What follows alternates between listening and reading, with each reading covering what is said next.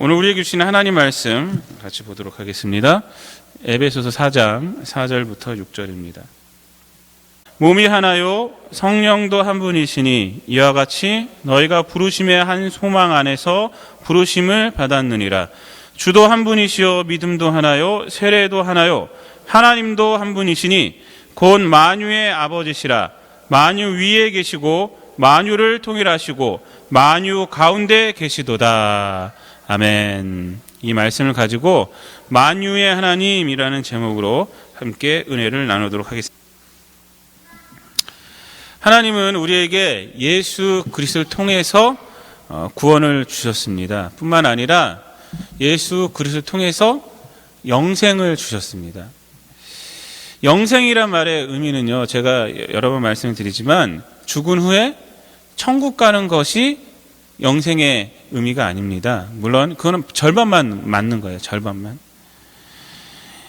영생이란 말의 의미는 이 땅 가운데서 예수님을 영접하고 나서 이제 참된 삶을 살 수 있는 존재가 되었다. 이것이 바로 영생의 의미입니다. 그러니까 예수님을 우리가 영접하고 나서는요, 우리의 삶은 어떤 삶입니까? 영생의 삶 가운데 있는 거예요. 그 가운데 죽은 다음에 천국도 가는 거고요. 지금이 우리가 영생의 삶을 살고 있는 것입니다. 영생의 삶을 사는 것은 뭐냐면 이 땅에서 구원받은 백성들이 썩어질 육체의 소욕만을 따라서 그것이 단절고 그렇게 살아가는 것이 아니라 이 땅 가운데서 하나님을 알고 하나님 중심으로 하나님과 함께 하나님의 말씀이 최고구나 라고 생각하며 살아갈 수 있게 되었다는 것이 바로 우리가 영생의 삶을 사는 것입니다. 그리고 하나님께서는요, 구원받은 자들이 이러한 영생의 삶을 살 수 있도록 어떻게 해주셨느냐? 구원받은 자들을 하나 되게 하셨어요. 그 하나됨을 주신 겁니다. 이것이 바로 교회입니다. 교회. 이 말씀이 바로 제가 먼저 번 주에 말씀드렸던 말이에요. 하나됨. 하나됨이 중요하다고 그랬잖아요. 교회는요, 그래서 이 세상의 가치를 기준으로 성공하기 위한 방법을 가르치는 곳이 아니에요. 또한 교회는 구원받기 위한 삶의 방법을 가르치는 것도 아닙니다. 교회는요, 하나님께서 해주신 구원을 선포하는 곳이에요. 그래서 교회는요, 인간에게 믿음을 강조하는 거예요. 믿음을 얘기하는 거예요. 믿음. 교회는 인간에게 구원받은 이후에 그리고 마땅한 삶, 영생의 삶이 무엇인지를 말씀해 주고 있는 거예요. 구원받기 위해서 이렇게 하라는 것이 아니라 구원받는 자는 영생의 삶은 이렇게 살아가는 것이다 라고 말을 하는 것입니다. 이 두 가지를 좀 어려운 용어로 말하면 중생이라고 그래요. 중생. 그리고 또 한 가지는 뭐라 그러면 성결 또는 성화라고 합니다. 성결의 삶 또는 성화라고 말을 하는 것입니다. 우리가 지난 시간에 봤지만 3절 말씀을 보면요, 성령이 하나 되게 하신 것을 힘써 지켜라 이렇게 말합니다. 교회는요, 하나 되기 위해서 노력하는 것이 아니란 말이에요. 이미 하나님께서 하나 되게 하신 것을 힘써 지키는 것이 바로 이 교회예요. 하나 되게 하신 것. 이미 결과물이 있습니다. 이미 결과물이 있어요. 우리가 그 결과물을 만들려고 노력하는 것이 아니라 그 결과물을 하나님께서 해주신 그 하나됨을 지키기 위해서 노력하는 것이 바로 교회라는 것입니다. 오늘 본문은요, 이 하나됨, 하나님께서 만들어주신 이 하나됨이 무엇에 근거하고 있는지를 우리에게 말해주고 있는 것이 바로 오늘 본문 말씀입니다. 오늘 본문은 우리가 다 읽었지만은 이 하나라는 말이요, 오늘 본문에 보면요, 4절 말씀에 3번 나오고요, 5절 말씀에 3번 나오고 6절에 1번 나와요. 총 7번이 나옵니다. 몸이 하나고 성령도 하나고 부르심도 하나고 주도 하나고 믿음도 하나고 세례도 하나고, 그리고 마지막에 뭐라 말합니까? 하나님도 한 분이다 라고 말하고 있어요. 하나님도 한 분이다. 그러고 말하면서 바울 사도가 하나님도 한 분이시니 라고 말하면서 무슨 말을 덧붙이냐면 하나님이 만유의 아버지이시고 만유 위에 계시고 하나님이 만유를 통일하시고 하나님이 만유 가운데 계시다라고 이렇게 부연 설명을 합니다. 이 6가지 하나의 근거는요, 이 마지막 하나님도 한 분이라는 선포에 기반하고 있어요. 믿음이 하나고 세례가 하나고 이런 등등의 6가지는요, 기초가 뭐냐면 하나님도 한 분이시니 거기에 기반되어 있다는 것입니다. 그런데 우리가 본문 마지막 6절 하나님도 한 분이시니 이 6절에서 우리가 생각해 볼 것이 있습니다. 왜 하나님도 한 분이시니 라고 말하면서 만유, 즉 세상, 온 세상과의 그 관계에 대해서, 하나님과 온 세상과의 관계에 대해서 이렇게 말을 하고 있을까? 하나님은 만유의 아버지시다. 그 다음 또 뭐라 말합니까? 하나님 만유 위에 있다. 하나님은 만유를 통일하신다. 하나님은 만유 가운데 계시다. 이렇게 4가지로 부연 설명을 하고 있어요. 왜 이렇게 하나님과 온 세상과의 관계에 대해서 말을 하고 있을까?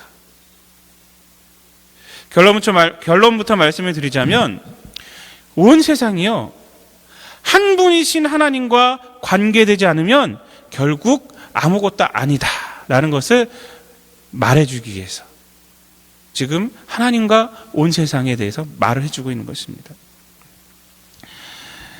사도 바울이요, 에베소서를 지면서 1장부터 3장까지는 뭐라고 말했습니까? 교리적인 얘기예요. 그리고 이 4장부터는 크리스찬의 그 실천적인 부분에 대해서 얘기한다고 지난 시간에 말씀을 드렸어요. 근데 이 지금 실천적인 부분을 말하면서 이 서론에서 하나님이 한 분이심을 강조하는 이유가 뭐냐 이거예요. 그것은 사도 바울은요, 세상이 복잡하고 세상이 다양한 것을 알았기 때문에 그래요. 그 다음에 사람도 마찬가지예요. 사람마다 개개인의 성격이 틀리기 때문에 그것을 사도 바울은 잘 알았기 때문에 그렇습니다. 사도 바울을 보면요, 사도 바울은 당시 세계의 중심이 어디였냐면 당시에는 로마였어요. 로마의 시민권자였습니다. 사도 바울은. 그리고 그는요, 유대인이지만 유대 본토 태생이 아니었어요. 그는 어디서 태어났냐면 길리기아 다소라는 지방에서 태어났어요. 길리기아 다소. 지금 말로 하면요, 이민 2세예요. 그래서 그 지역에서 태어났기 때문에 그는 로마의 시민권을 갖고 있었단 말이에요. 지금 우리 말로 하면 이민 2세. 또한 사도 바울은요, 어떤 사람이었냐면 예수 그리스도를 영접한 후에 지금의 지중해, 로마 근교 있죠? 그리스. 거기 여기저기를 다 돌아다녔어요. 소아시아까지 쫙 다니면서 복음을 전했어요. 그러니까 이렇게 다니면서 복음을 전하니까 이 세상이 얼마나 복잡한지를 눈으로 보고 다 알게 된 거예요. 체험한 거예요. 바울은요, 유대 본토 사람들보다 세상의 다양성과 복잡성에 대해서 더욱 많이 접하였던 사람이에요. 다양한 철학과 다양한 인간의 삶을 보았어요. 그들에게 복음을 전했어요. 이러한 내용들은요, 사도행전과 바울 서신을 보면요, 곳곳에서 나오고 있습니다. 사도 바울은 복음을 전하고 각 지역에 교회를 세우면서 교회가 다양성과 세상의 복잡함에 변질이 될 위험을 느끼는 거예요. 복음을 전했지만, 복음을 전하고 교회를 세우고 떠났지만 이 교회가 세상의 복잡성과 다양성에 복음이 변질될 수도 있겠다라는 그런 위험성을 느낀 겁니다. 그래서 이것을 막기 위해서 바울 사도는요, 오늘 말씀을 통해서 한 분이신 하나님을 강조하는 거예요. 하나님은 만유의 아버지라는 거예요. 하나님은 만유 위에 계시다는 거예요. 하나님은 만유를 통일하셨다는 거예요. 하나님은 만유 안에 계신 분이라는 거예요. 여러분, 세상은 다양합니다. 지금도 마찬가지잖아요. 세상은 서로 틀려요. 세상은요, 서로 이질적이에요. 우리들이 대한민국에 살다가 캐나다 와서 사는데 문화적으로 안 맞는 것이 얼마나 많이 있습니까? 인간도 마찬가지 아닙니까? 우리 성별이 틀려요. 남자와 여자가 틀려요. 그런 뭐 책이 있죠. 그 화성 남자와 금성 여자 뭐 그 만남인가 뭐 그런 책들 완전히 틀리다는 거예요. 남자와 여자에 대해서 설명하는 건데 하나는 화성 사람이고 하나는 금성 사람이라는 거예요. 내가 정확한 제목을 지금 까먹었는데 성별이 틀려요. 출신이 틀려요. 나이가 달라요. 피부 색깔이 틀려요. 문화가 달라요. 성격이 다릅니다. 이 다름은요, 싸움을 일으키기도 합니다. 이 다름은요, 인간 소외로 나가기도 합니다. 차별을 받게 합니다. 나누게 합니다. 때로는 이 다르기 때문에 증오를 일으키기도 합니다. 때로는 이 다름이요, 전쟁의 명분이 되기도 합니다. 그러나 이러한 다름들이요, 하나님과 관계되어질 때 하나님 안에서 조화를 이룰 수 있게 된다는 거예요. 그 이유는 한 분 하나님으로 인해 사람들이요, 달랐던 사람들이 한 믿음을 소유하기 때문에 그래요. 그 이유는 한 분 하나님으로 인해 달랐던 사람들이 한 소망을 갖게 되기 때문입니다. 그 이유는 한 분 하나님으로 인해 달랐던 사람들이 한 세례를 받기 때문에 그렇습니다. 그 이유는 한 분 하나님을 섬긴다는 것은 같은 주인 아래 종속되었음을 의미하는 것이기 때문에 그래요. 그 이유는 한 분 하나님을 섬긴다는 것은 한 성령 안에 있다는 것을 의미하기 때문입니다. 그 이유는 한 분 하나님으로 인해 하나 된 교회 안에 소속되기 때문입니다. 제가 여기 처음으로 이제 유학을 와서 2005년도 11월 달에 와서 교회를 갔어요. 캐네디언 교회를 갔어요. 갔는데 너무 좋더라고요. 처음에 여기 딱 오니까 공항에 탁 내리니까 너무나도 다른 거예요. 이질적인 거예요, 다. 말도 이제 안 통하죠, 이제. 사람도 다 틀리죠. 나가는데 길도 하나도 몰라요. 근데 제가 세븐옥스 처치를 갔습니다. 저 에버치보드에 있는 세븐옥스 얼라이언스 처치라고 있어요. 갔어요. 갔는데 말도 틀리고, 틀리죠. 거기 영어로 예배 드리니까. 뭐 지금도 영어를 못하지만 그때는 더 못했죠. 그런데도 불구하고 예배를 드리는데 마음이 편안한 거예요. 그 사람들이 너무 좋은 거예요. 왠지 아십니까? 같은 하나님을 섬기는 한 교회 안에 있기 때문에 그래요. 대한민국에서 저도 교회 섬겼고 여기에서도 교회인데 같은 교회란 말이에요. 같은 교회. 한 믿음을 가지고 한 하나님 안에서 문화도 틀리고 말도 틀리고 다 틀리지만 한 하나님 안에서 그 다른 것이요 조화를 이루게 된 거예요. 하나님은요, 우리가 앞서 봤지만 이방인과 유대인의 막힌 담을 허물어 버리시고 예수 안에서 하나가 되게 하셨다고 그러잖아요. 에베소서 2장 14절부터 15절 말씀을 보면 그는 우리의 합형이신지라 둘로 하나를 만드사 원수된 것 곧 중간에 막힌 담을 자기 육체로 허시고 법조문으로 된 계명의 율법을 폐하셨으니 이는 이 둘로 자기 안에서 한 세 사람을 지어 화평하게 하시고 라고 말하고 있어요. 이방인과 유대인 얼마나 다릅니까? 근데 그 막힌 것을 허물었다는 거예요. 주 예수 그리스도 안에서 한 세 사람을 지어 화평하게 하셨다고 합니다. 여러분, 인간의 죄는요, 서로의 다름을 어떻게 하냐면 서로의 관계를 막히게 합니다. 죄가. 죄로 인해서 자연과 인간의 관계가 막혀버렸어요. 죄로 인해서 인간과 인간의 관계가 막혀버렸습니다. 그러나 하나님은 예수 그리스도를 통해 이 막힌 담을 허물어 오셨다는 겁니다. 서로의 다름이 주 예수 그리스도 안에서 하나님을 향해 조화를 이루게 하셨다는 거예요. 그러므로 우리가 이 교회 안에서 이 하나됨을 지키기 위해서 가장 중요한 것은 뭐냐면 하나님 중심이 되어야 한다는 거예요. 교회에서 무슨 일을 추진할 때요, 가장 중요한 것은요, 성도들이 일을 추진하는 사람들이 하나님으로 하나가 되어야 돼요. 하나님의 뜻에 자기의 뜻을 내려놓을 줄 먼저 알아야 돼요. 그런 마음이 있어야 돼요. 교회 일을 할 때는 그렇게 돼야 됩니다. 교회에서 가장 많이 다투는 것이 무엇인지 아십니까? 선한 개인의 뜻이 서로 충돌하게 되는 거예요. 선한 개인의 뜻. 이 사람 얘기를 들으면 이 사람 얘기도 선해요. 이 사람 얘기 들으면 이 사람 얘기도 선해요. 그것이 충돌해요. 교회 안에서. 그래서 교회에서 일을 추진할 때는요, 무엇이 선하냐 이것부터 따지는 것이 아닙니다. 교회에서 일을 추진할 때는요, 기도해야 돼요, 기도. 사람들이 기도해야 돼요. 어떤 분은요, 기도하면 되느냐라고 질문하시는 분도 있는데, 그것은 기도에 대해서 잘 모르기 때문에 그래요. 기도는요, 자기의 선한 뜻이 관철되기 위해서 하나님 앞에 기도하는 것이 아니라 하나님의 뜻을 알기 위해서 하는 게 기도예요. 기도는 뭐냐면 하나님의 뜻이 이렇다면 내 뜻이 아무리 선해도 내려놓겠습니다 하는 것이 기도예요. 기도. 여러분, 하나님은요 어떠신 분이냐면 하나님은 악도 선용하실 수 있는 분이에요. 인간은 그렇게 못하잖아요. 근데 하나님은요 역사의 주관자이시잖아요. 이 온 우주를 섭리하고 계시잖아요. 창세기를 보면요 그것이 나오지 않습니까? 요셉이 이제 형들한테 팔려갖고 이제 애굽으로 가서 애굽에서 이제 나중에 총리 대신이 되잖아요. 근데 마지막에 요셉의 형들이 아버지 야곱이 죽은 후에 저 요셉이 우리를 죽일 것이다 라는 걱정에 쌓였어요. 그래서 요셉에게 갑니다. 총리 대신인 요셉에게 가서 목숨을 구걸해요. 야, 아버지가 죽었는데 너희들 우리를 좀 불쌍히 여겨달라. 이렇게 나갑니다. 그동안은 요셉이 자기들을 해치지 못한 것은 아버지 때문에 해치지 못했다. 이렇게 생각한 거예요. 목숨을 구걸하러 가요.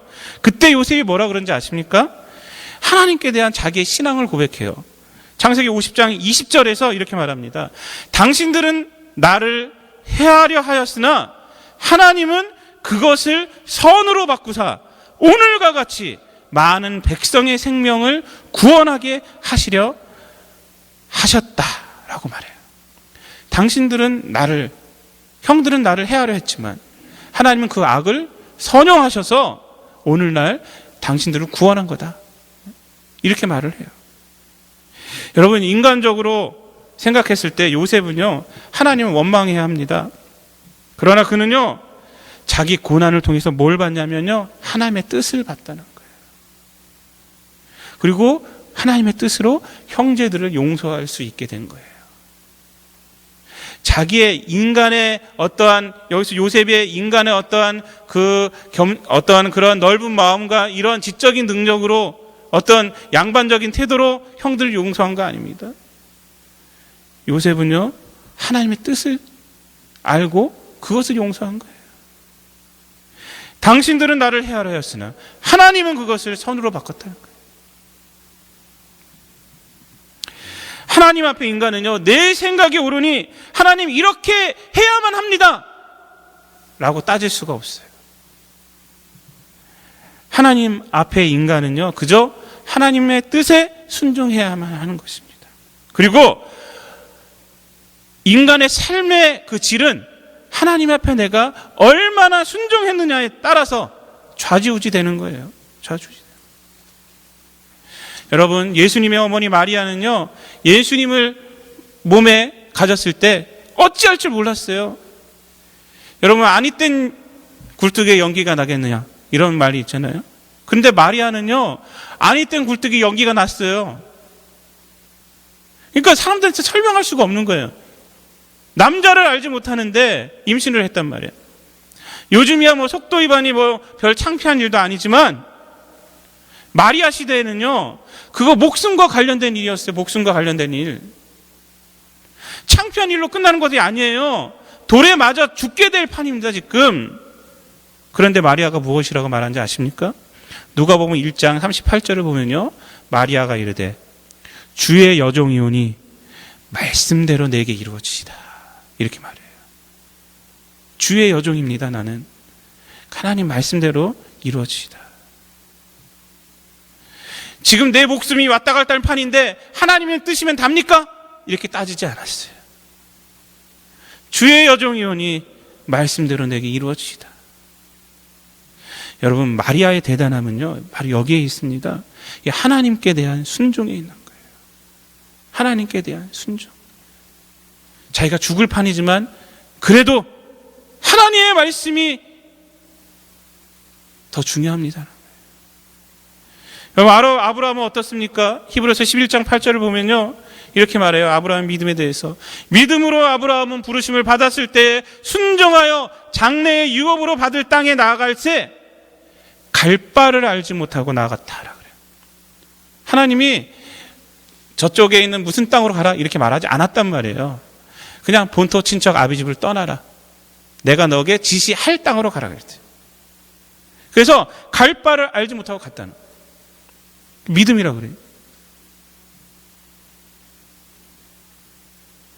부르심을 받았을 때 계산하지 않았다는 겁니다. 그냥 떠났다는 거예요. 창세기 12장 4절을 보면요, 아브라함이 여호와의 말씀을 따라갔고라고 이렇게 증거하고 있어요. 여호와의 말씀. 하나님의 말씀이 떨어지니까 이제 그 말씀 따라 간 거예요. 어디로 갈지도 모르면서 하나님의 언약의 말씀을 붙들고 간 거예요. 여러분, 그렇다고 갈 바를 알지 못하고 가는 것이 믿음이라고 생각하지 마시기 바랍니다. 믿음은요, 하나님의 말씀에 순종하는 것이지 모험하는 것은 또 아니에요. 두 개는 틀린 거잖아요. 하나님의 말씀을 따랐기 때문에 이 아브라함이 믿음의 조상이 된 거란 말이에요. 이전에 아브라함의 삶의 중심은 뭐였냐면 본토 친척 아비집, 세상이었다며, 세상. 그러나 본토 친척 아비집을 떠나 여호와의 말씀을 따라갔다는 것이 의미하는 것은 그에게 삶의 중심은 이제 하나님이 됐다는 것입니다. 하나님이 되었다.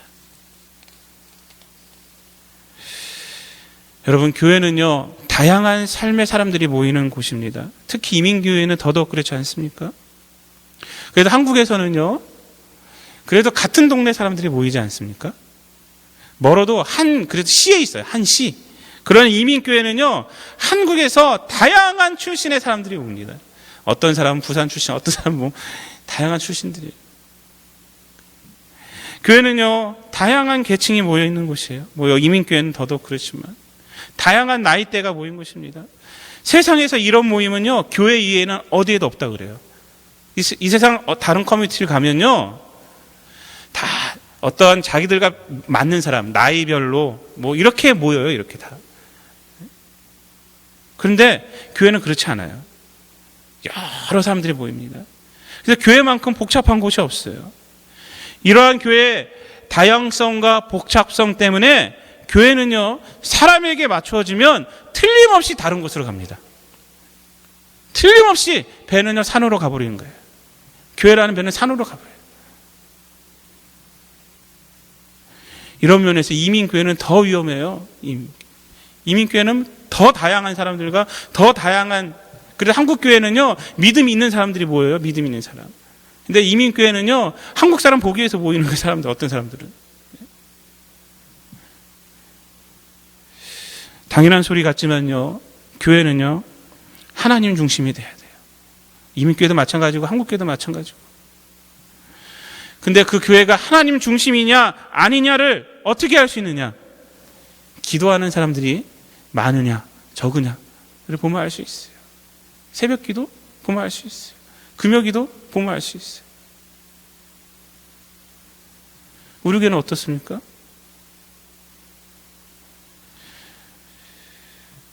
기도하는 사람들이 없으면 안 돼요. 하나님 중심이 될래야 될 수가 없어요. 사람 중심이 되면 교회는 파탄이 됩니다. 파탄 나고 말아요. 교회는요, 하나님의 뜻을 찾고 간구하고 그 뜻을 이루기 위한 자들이 필요한 곳이에요. 그들이 일을 합니다. 여러분, 우리가 착각하지 말아야 하는 것은 교회는 사람의 영을 깨우는 곳이에요. 영을 살리는 곳이에요. 그리고 영적인 일을 하는 곳이 바로 이 교회란 말이에요. 교회. 여러분, 사실 인간이란 존재는요, 원래 영적인 존재예요. 인간이란 존재는 영적인 존재예요. 하나님은요, 인간을 진흙으로 빚으신 다음에 그 코에 생기를 불어넣으시고 어떻게 만드셨습니까? 생명이 되게 하셨다 그래요. 생명. 창세기 2장 7절 말씀 보면요, 여호와 하나님이 땅의 흙으로 사람을 지으시고 생기를 그 코에 불어넣으시니 사람이 생명이 된지라, 이렇게 말하고 있어요. 사람이 생명이 된지라. 인간은요, 영적인 존재란 말이에요. 그런데 창세기 6장을 보면요, 사람들이 죄를 짓는 사람들을 보면서 하나님이 이렇게 말합니다. 6장 3절에 보면요, 여호와께서 나의 영이 영원히 사람과 함께 하지 아니하리니 이는 그들이 육신이 됨이라. 이렇게 말하고 있어요. 하나님께서 처음 창조하실 때는 영적인 존재를 창조하셨다는 거예요. 육신을 갖고 있지만, 근데 죄를 짓고 나서 어떻게 됐냐면 육신만 됐다는 거예요. 육신만. 인간이 죄를 지음으로 영적인 것은 죽고 육신만 남게 됐다는 거예요. 그것이 바로 인간들의 현재 상황이에요. 현재 상황. 육신만 남아있는 것이 현재 상황이에요. 그런데 이 영적인 부분이 어떻게 다시 회복할 수 있느냐? 예수 그리스도를 통해서 믿음으로 이 죽었던 영이 다시 태어나는 거예요. 다시 태어나는 거. 이것을 바로 거듭남이라고 그러는 것이고, 이것을 중생이라고 그러는 거예요. 영어로 born again, regeneration이라고 말하는 것입니다. born again. 다시 태어났단 말이에요. 다시 태어났다. 그래서 예수님은요, 요한복음 3장에서 니고데모에게 그렇게 말합니다. 니고데모가 육신적으로 살아있잖아요. 살아있는 사람이에요. 근데 육신적으로 살아있는 니고데모에게 거듭나지 아니하면 하나님 나라를 볼 수 없다라고 말합니다. 거듭나지 아니하면.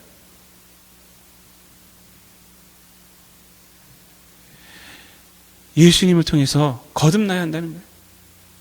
위로부터 오는 권세를 입어야 된다는 것입니다. 거듭나. 우리가 이 육신이 다시 거듭나는 게 아니에요. 니고데모가 그 말을 잘못 깨닫고 어떻게 엄마 뱃속에 제가 들어갑니까? 이렇게 말했잖아요. 그것이 말하는 게 아니에요. 예수님을 통해서 우리 영이 다시 살아난다는 것입니다. 교회는요, 이제 영적으로 살아있는 사람들이 모이는 것이에요. 그러므로 뭘 추구해야 돼요? 예? 영적인 일을 추구하는 거예요. 하나님의 일을 도모하는 것이고, 하나님의 뜻을 발견하기 위해서 기도하는 것이죠. 바로 이 교회입니다. 이것이 교회. 여러분, 사람들이 착각하는 것이요, 인간의 정신적인 활동들, 즉 마인드 컨트롤, 초능력, 철학적 사고, 고매한 인격들, 이런 것들을 영적인 산물들로 아는데 착각입니다. 영적인 산물들이 아니에요. 여러분, 마인드 컨트롤이 영적인 산물입니까? 아닙니다. 초능력? 아닙니다. 철학적으로 막 사고하고 깊이 사고하고 이런 것들은 사실 육체하고 관련된 거예요. 뇌의 활동이에요. 뇌의 활동. 뇌도 육체잖아요. 뇌도.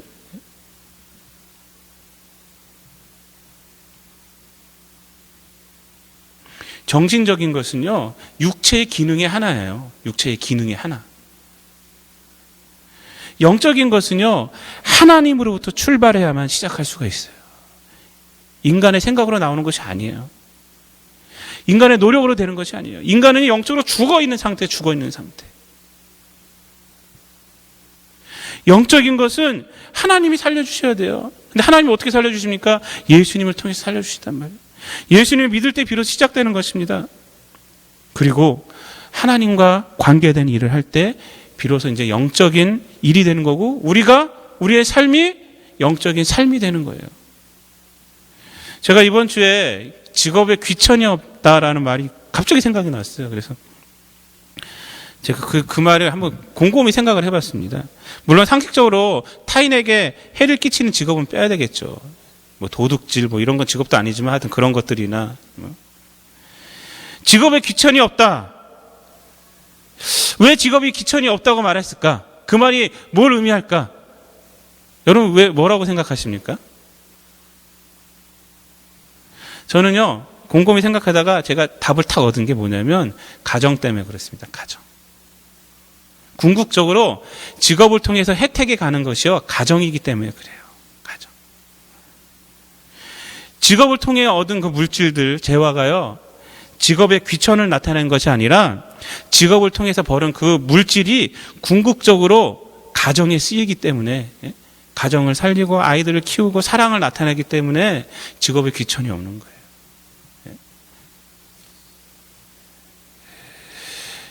우리 영적인 일도 마찬가지입니다. 우리의 삶이 하나님께서 인정하시는 삶이 되려면요, 다 목사가 되고 장로가 되고 선교사가 돼야 하는 것이 아니에요. 그런 분들만 하나님의 더 사랑하는 그것이 아닙니다. 예수 그리스도를 통하여 먼저 거듭난 것이 중요해요. 그리고 하나님 중심에 살면 되는 거예요. 그러면 돼요. 즉 만유의 아버지 되시고 만유 위에 계시고 만유를 통일하시고 만유 안에 계시는 하나님과 관계되어야 우리의 삶이 의미가 있어진다는 것입니다. 기독교인들은요, 복잡한 세상에서, 이 다양한 세상에서 이 사실을 잊으면 절대 안 됩니다. 내 삶의 모든 것이 하나님 중심이 되어야 합니다. 나의 시간이 하나님 중심이 되어야 합니다. 내가 버는 물질도 하나님 중심이 되어야 됩니다. 나에게 있는 건강도 하나님 중심이 되어야 돼요. 예수님은요, 누가복음 12장 13절 이하에서 유산 상속으로 형제끼리 싸움이 난 자에게 이런 말씀을 하셨어요. 사람의 생명이 그 소유에 넉넉한 데 있지 않다, 이렇게 말씀하시면서 어리석은 부자에 대한 비유를 합니다. 여러분들 어리석은 부자 비유 다 아시죠? 제가 말씀드리면 잠깐 말씀드리겠습니다. 부자가 일을 많이 해서 풍성하게 추수를 했어요. 그리고 나서 창고를 하나 더 지었습니다. 아무 죄진 거 없어요. 짓고 나서 뭐라 그러냐면, 야, 이제 내가 내 영혼아 평안히 먹고 마시고 누리자, 이렇게 말을 했다고요. 근데 하나님이 그 부자에게 뭐라고 말했냐면, 야, 내가 오늘 네 영혼을 오늘 내가 데리고 가면 저 많은 것들이 다 누구 것이 되겠느냐, 이렇게 말했어요. 이거 어리석은 부자예요. 여기서 보면요, 이 부자가 무슨 나쁜 짓을 하고 뭐 이런 거 없어요. 열심히 일했어요. 이래서 자기 창고를 지었어요. 그 재물을 보면서 그렇게 말했을 뿐이에요. 근데 하나님이요, 어리석었다고 해요. 비유 마지막에서요, 비유를 마친 다음에 예수님께서 뭐라고 그러냐면, 이와 같이 자기를 위하여 재물을 쌓아두고 하나님께 대하여 부여하지 못한 자가 이와 같다라고 말하는 거예요. 이 무슨 말이냐면, 이 말씀의 결론이 의미하는 것은 사람의 삶은 세상의 것으로 판단되어지는 것이 아니라 하나님 중심의 삶으로 판단되어진다는 것입니다. 하나님께 부여한 삶을 살아야 된다는 거예요. 그래야지 의미 있는 삶이라는 것입니다. 아무리 많은 재물을 많이 거뒀어도 그 재물이 하나님과 관계되지 않았으면 그 사람은 어리석은 삶이라는 거예요. 어리석은 삶. 사랑하는 성도 여러분, 하나님 한 분만이 진리이기에 그분을 향한 믿음과 신앙 고백과 세례가 의미 있는 것이에요. 그리고 우리를 향하신 부르심의 소망이 참 소망이 되는 것입니다. 한 분 하나님은 만유의 아버지시고 만유 위에 계시고 만유를 통일하시고 만유 안에 계시는 분이에요. 그러기에 만유 안에 세우신 교회가 세상에 참 소망이 되고 빛이 되는 것입니다. 그리고 그 하나님을 중심으로 살아가는 성도의 삶이 세상에서 의미가 있고 빛이 되고 하나님께 영광이 되고 많은 사람들을 옳은 대로 이끄는 하늘의 별과 같이 빛나는 그런 삶이 되는 것입니다. 그리고 종말의 때에 하나님께 인정받는 삶이 되는 것이에요. 사도 바울은요, 이것을 말씀하기 위해서 이 하나님을 말하는 거예요. 하나님은 만유의 하나님이시다는 거예요. 하나님은 만유 위에 계시다는 거예요. 하나님은 만유를 통일하셨다는 거예요. 하나님은 만유 가운데 계시다는 거예요. 만유 가운데 하나님을 쫓으라는 거예요. 결국 아무쪼록 이 복잡하고 다양한 세상에서 여러분 하나님을 중심으로 살아가셔서 하나님께 부요한 성도님들의 삶이 되시기를 우리 주님 예수 그리스도의 이름으로 축복을 드립니다.